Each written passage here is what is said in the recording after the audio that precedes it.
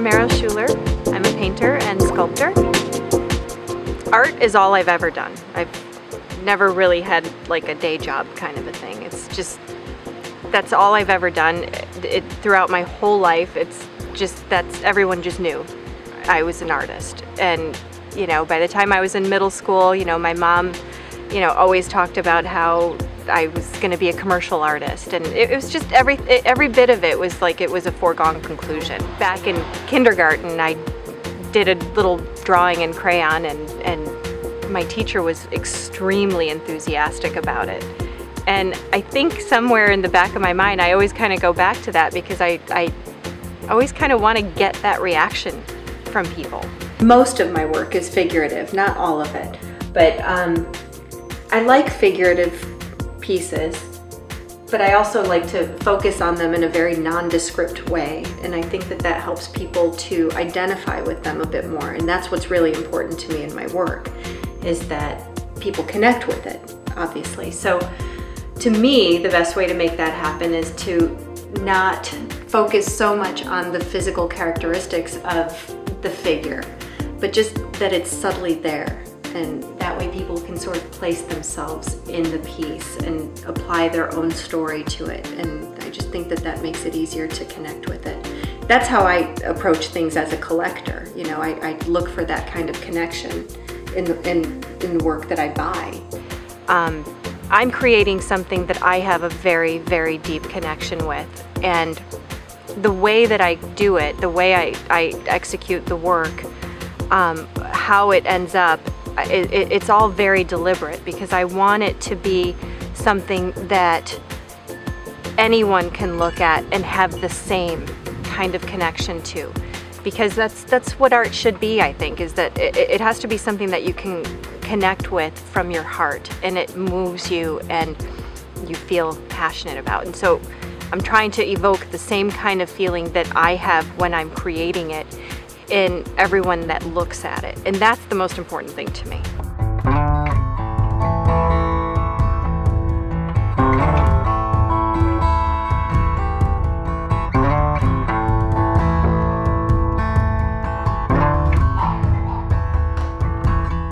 So today we're at my Chicago gallery, Jennifer Norbeck Fine Art, and we're just working out placement right now for my exhibition called Shadows.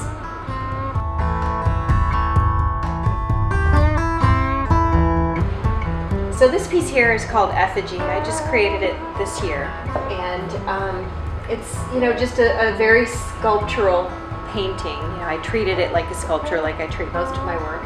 Saw this piece with a different sculpture in front of it, and it kind of inspired me to make my sculptures happen. And so this is the first of my sculptures right in front of it, and seeing them together is also what inspired Jennifer Norbeck to create this show, because of the way the sculpture kind of casts a shadow on the piece, and the piece itself, you know, all of these are meant to symbolize the shadow of a person, the spirit of a person. So that's kind of what all my work is about. Well, all the paintings have a lot of layers to them, and some of that's achieved by not wasting any paint. So when I have paint left over on the palette, I use it on the next canvas and then the next one or whatever. But so the under layers are just leftover paint usually, and that builds up a lot of the texture.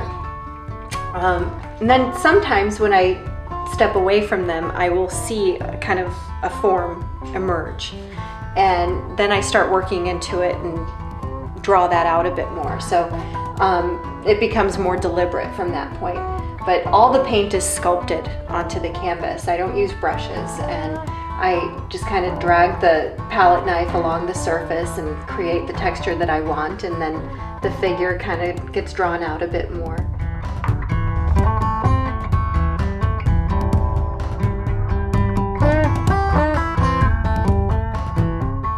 You know, this is one of the first sculptures right here. I think it came out great. I got it cast in bronze. I'm learning as I go. I mean, this is something I'm completely teaching myself, but I'm loving it. You know, the tactile experience of working with something and pressing it and molding it into what I know to be a female form. you know, and still capturing a lot of imperfection and the more crude aspects of, you know, a human form. I like that because there's so much more beauty in that. This one is still in progress, but this one I'm going to do in iron with a rust kind of patina to it. So this will probably be done in another week or so. And then I'll take it to the foundry. It used to be early on, it was hard to get a gallery because people would look at it and say your work is too dark. And I think I have a very dark place in here, but that wasn't really my message. And it was really hard for me to hear people say that. I'm like, you know, on the one hand, I kind of thought, all right, I know I've got that going on, but I'm not really trying to put that out there for people. That wasn't it at all. Really, my message has always just been about rising above that darkness. And if I can depict it on a canvas and get it out of myself, I think that that's a beautiful thing. But I don't think it's dark. I think it's powerful.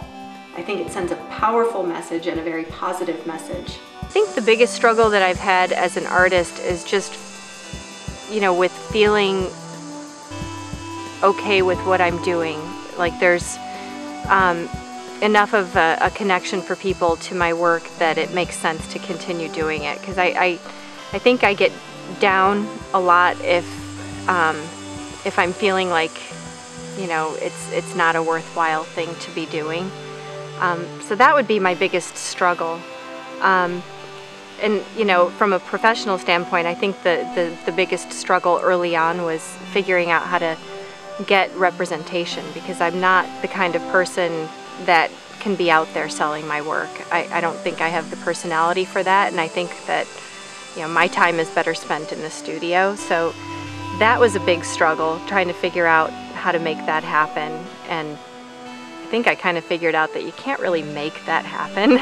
You know, you get nothing in this business for asking for it. It has to work itself out.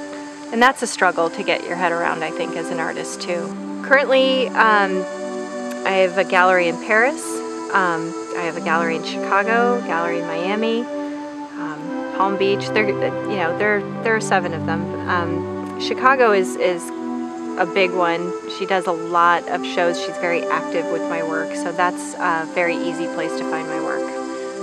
Couple questions. How did you get into the Paris gallery? That happened through my Chicago gallery.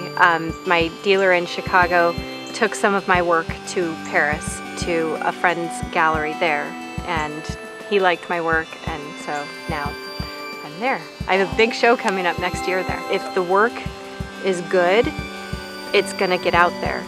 The word is gonna spread, and it just works. You know, you have to produce good professional work.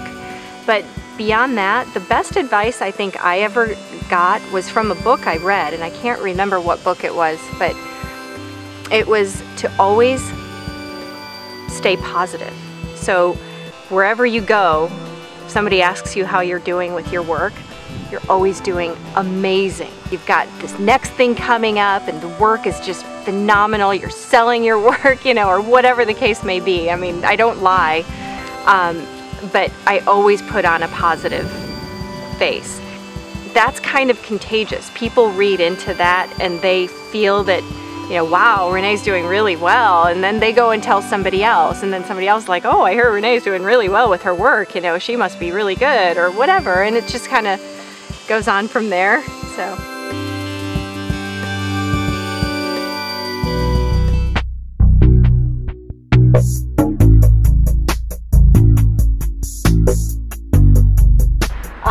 You know, these here are some of the first ones. Frida Kahlo, you know, her story is amazing. Bono, yeah, I'm a huge early U2 fan, and you know, that was a monumental time in my life. So I thought, and he does a lot for, you know, causes and things, and I thought that's kind of a neat person. Nelson Mandela, you know, how can you not? And Anne Frank, you know, such a moving story. And so this stuff has just been like a hobby. So I'm going to expand on this and focus on all of the people who've kind of impacted me, you know, whether it's their story or their persona or whatever, you know. So this series is going to be really big. It's going to be like 40 or 50 pieces. I'm excited about it. Me being an artist, first of all, is kind of a neat thing for my kids. But to be a successful artist, an artist who's very active in the art community, who has shows, you know, all over the world and things like that, that I think is something that my kids are just absolutely fascinated with and so proud of, and I wouldn't trade that for anything.